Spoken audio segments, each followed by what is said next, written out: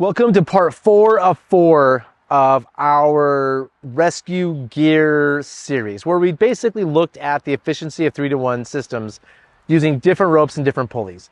And I have some just general thoughts. You can watch the first 3 episodes and see the answers.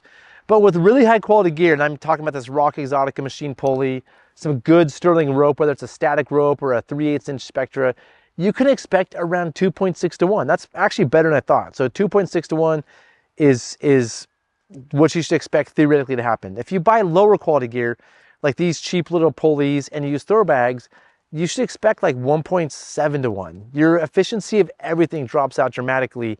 And 1.7 to 1 is better than 1 to 1, but not much.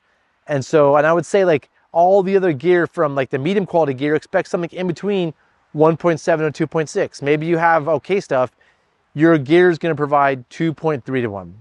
But it's a combination of high quality pulleys and a good rope. And when I say a good rope, again, I really like the static line or different static lines or some sort of 3/8 inch Spectra I'm going to call a good rope. So those are my thoughts based on doing a bunch of tests this morning. It was really fun to do.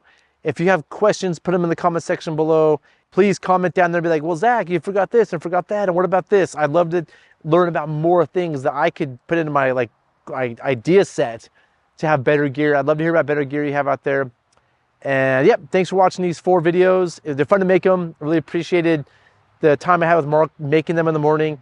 And if you have more ideas for more things we should pull on and test and do, put that in the comment section below. I'll see if I can get to that. I would like to do it. And yeah, I love your thoughts. So thanks for watching. See you next time.